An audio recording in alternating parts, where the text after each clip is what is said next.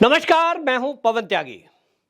मोदी सरकार का एक प्रण था, एक संकल्प था कि हमारी सरकार यदि केंद्र में बनेगी तो हम कश्मीर से धारा 370 हटाएंगे। और यह संकल्प मोदी सरकार के आने के बाद पूरा हुआ है।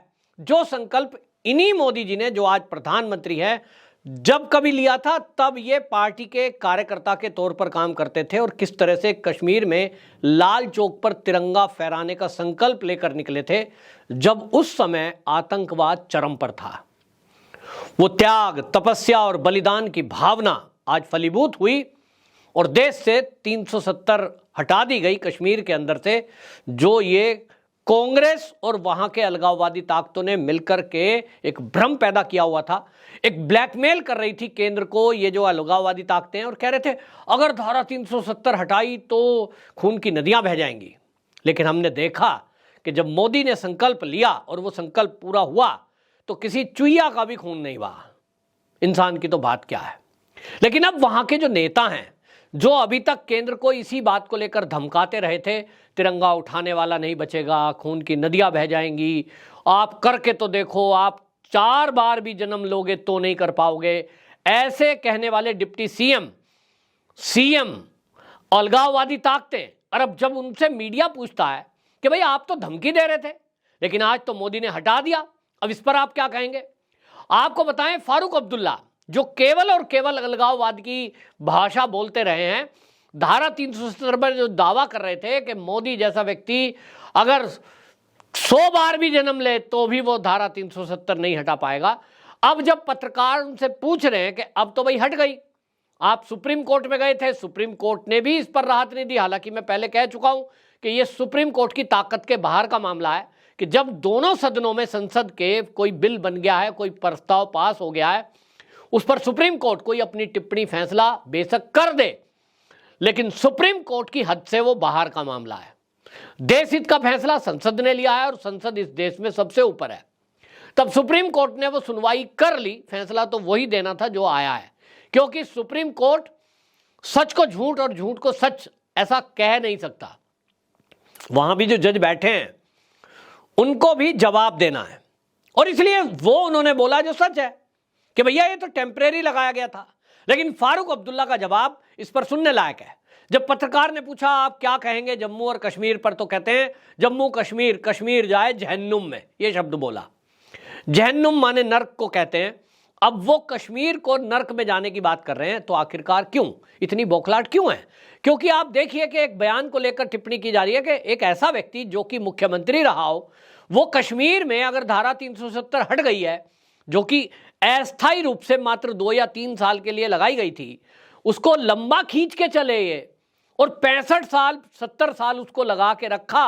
और उसके कारण से आप देखिए कि वहां क्या हो रहा था, ना तो वहां दलितों को आरक्षण मिल रहा था, ना वहां महिलाओं की स्थिति ठीक थी।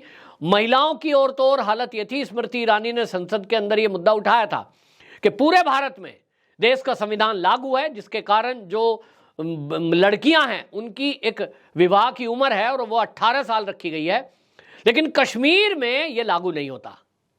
आप सोच सकते हैं कि देश की आजादी को 75 साल हो गए, लेकिन जम्मू और कश्मीर दोनों रीजन में यह लागू ही नहीं होता। वहां आज भी सरिया कानून लागू है और उसके अकॉर्डिंग उनको लगता है कि 13 साल की बच्ची रजस्वला हो गई तो हम शादी कर सकते हैं, क्योंकि उनका वो किताब कहती है। अब इसको लेकर जब स्मृति ईरानी ने संसद में यह मुद्दा उठाया तो फारूक अब्दुल्ला संसद में बौखला गए और वो बौखलाहट में कुछ का कुछ बोलने लगे। हालांकि स्मृति ईरानी ने उनको जवाब दिया, लेकिन इनके पास कोई जवाब नहीं है। अब पत्रकार पूछ रहे हैं कि साहब आप तो कह रहे थे कि 100 जन्म भी ले ले तो भी नहीं हट पाएगी, तो इस पर वो क्या बोल रहे हैं? आपको धारा 370 हटाने में 60 साल लग गए, तो भैया हमको 200 साल भी लग जाएंगे, लेकिन इसको वापस से बहाल करेंगे। इनके सपने देखिए, इनका संकल्प देखिए, इनकी हिम्मत देखिए। फारूक अब्दुल्ला जी अब 200 साल जिंदा नहीं रहेंगे, उनके पास 10, 15, 20 साल जो भी बचे हैं, लेकिन उनकी भावना देखिए कि वो ये कह रहे हैं कि आपने 60 साल देश की आजादी के बाद, मोदी सरकार तो 14 में आ गई ना, तो वो कह रहे हैं कि आपको 60 साल लग गए इसको हटाने में, हमारी चलेगी तो हम दोबारा बहाल करेंगे। और ये अकेले नहीं है, इंडिया अलायंस के ऐसे कई नेता हैं जो सदन के अंदर खड़े होकर बयान दे रहे हैं कि साहब ये जो सुप्रीम कोर्ट का फैसला है ये ठीक नहीं हुआ, इस तरह की बातें सदन में की जा रही हैं। माने आप देश की सुप्रीम कोर्ट के फैसले को नहीं मानते, उसको दुर्भाग्यपूर्ण कहते हैं। ये जो महबूबा मुफ्ती हैं वो कहती हैं मेरे लिए ये जो सुप्रीम कोर्ट का फैसला आया है कि धारा 370 बहाल नहीं होगी क्योंकि ये टेम्परेरी थी और राज्य का दर्जा, ये केंद्र की पावर है कि जब राष्ट्रपति शासन लगाए तो वो कोई कानून परिवर्तन कर सकती है। दोनों बातों पर ये महबूबा मुफ्ती क्या कहती हैं, मेरे लिए तो ये फांसी जैसा है। क्यों भाई, क्या आप नहीं चाहते कि इस देश के जो दलित जम्मू और कश्मीर रीजन में रह रहे हैं उनको नौकरियों में आरक्षण मिले? क्या वो आपकी नाली सफाई करने के लिए आपने रखा था उनको? और कोई सरकारी सुविधाएं ना मिले उनको, केंद्र के द्वारा दी गई बाकी सुविधाएं ना मिले, वो आपके गुलाम वाली जिंदगी जिए या आजादी वाली जिंदगी जिए, उनको भी सरकारी नौकरी मिले? भाई क्यों ना मिले? जब भारत में सब जगह है तो कश्मीर में क्यों नहीं?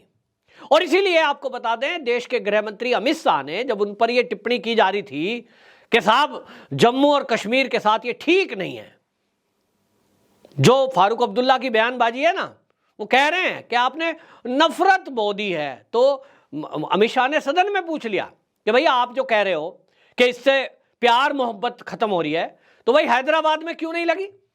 हैदराबाद में भी इसी तरह की स्थिति थी, वहां तो धारा 370 और विशेष राज्य का दर्जा नहीं दिया गया, फिर यहां क्यों? बाल विवाह पूरे भारत से खत्म हो गया।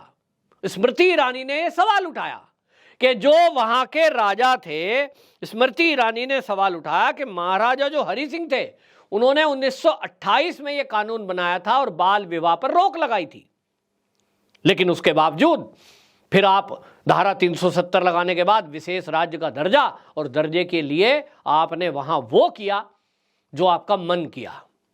केंद्र से हम जैसे टैक्स पेयर का पैसा गया और उस पैसे से इन लोगों ने मौज करी। केवल दो परिवार, फारूक अब्दुल्ला और मुफ्ती परिवार, दोनों ने मौज की, राजसी ठाट बाट से रहे, सरकारी खर्चों पर पले और सरकार को ही गाली दी, पाकिस्तान के आतंकवादियों की भाषा बोली।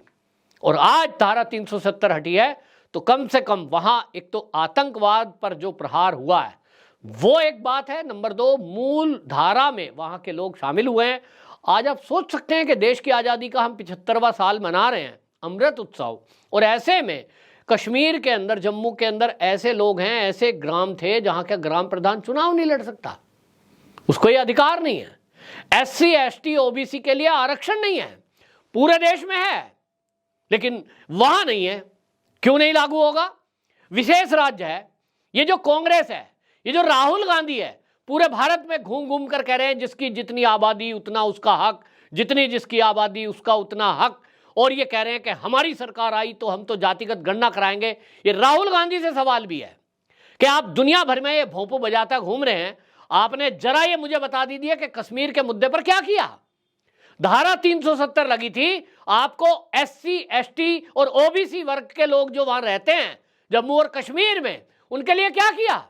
आप कहते हो जिसकी जितनी आबादी उसका उतना हक, तो जो जम्मू रीजन है वहां हिंदू हैं, उनके लिए क्या किया?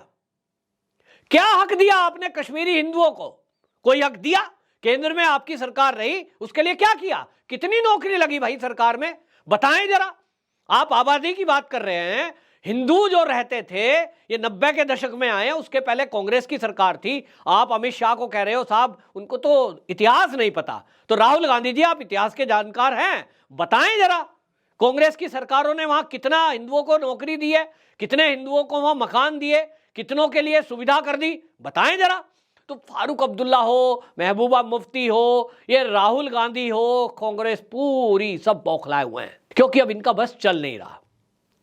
अब धारा 370 हट गई और इनको 24 के चांस नहीं दिखाई दे रहे हैं। 24 में फिर से मोदी जी आ रहे हैं, तो ये उम्मीद लगा रहे हैं कि किसी तरह ये सरकार जाए। तो जैसे बयानबाजी कर रहे हैं ना फारूक अब्दुल्ला, 200 साल भी लगे तो भैया 200 साल में तो पूरा सुपड़ा साफ हो जाएगा। अभी 24 में मोदी सरकार बनने दो। आप जैसे लोग खुद या तो कुछ जो है बिलों में घुस जाओगे, वरना तो जेल की सलाखों के पीछे जाओगे। 24 में जब मोदी सरकार आएगी ना, ये देश की जनता की मांग है कि ऐसा कानून बनाओ कि जो भी देश के विरोध में कुछ बयानबाजी करे उठाकर जेल में डाल दो, राष्ट्रद्रोह की धाराओं में। एक भी व्यक्ति इस भारत में ऐसा नहीं चाहिए जो भारत के विरुद्ध षड्यंत्र रचे, भारत के विरुद्ध बयानबाजी करे, भारत को तोड़ने वाली ताकतों के साथ खड़ा हो, आतंकवादियों का भाषा बोले, ऐसा व्यक्ति की आवश्यकता नहीं है। कानून को कड़ा बनाइए, मीडिया, सोशल मीडिया पर जो भी बयानबाजी इस तरह की करे, उठाओ और जेल में डाल दो। दुनिया के सब देशों में यह होता है, केवल भारत में यह छूट है जिसका जब जी चाहे कुछ भी बोल देता है, चाहे वो पीएम को गाली दे दे, चाहे वो देश के तिरंगे का अपमान कर दे, फिर चाहे वो सुप्रीम कोर्ट के फैसले पर सवाल उठा दे, कुछ भी जिसके जी में आ रहा है बोल दे रहा है, जो समझ में आ रहा है कर दे रहा है। अब नहीं चलेगा भाई।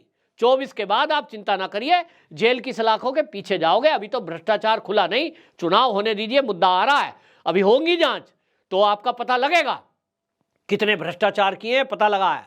वो जो रोशनी एक्ट बनाया था ना फारूक जी, सब पता है कितना घोटाला किया। बस वो तो ये है कि मोदी जी छेड़ नहीं रहे, क्योंकि आप लोगों के बारे में पता है कि जैसे ही आपके खिलाफ कुछ करेंगे आपको जेल में डालेंगे, आपके लोग पब्लिक में जाकर रोएंगे और वोट मांगेंगे। देखो हमारे नेता को जेल में डाल दिया, तो सहानुभूति की वोट ना मिल जाए, इसलिए मोदी जी आपके खिलाफ कोई एक्शन नहीं ले रहे हैं।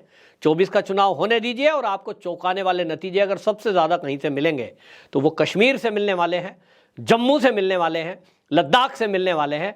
पता चलेगा कि मोदी की कितनी लोकप्रियता, और उसके पीछे का एक कारण भी है, POJK।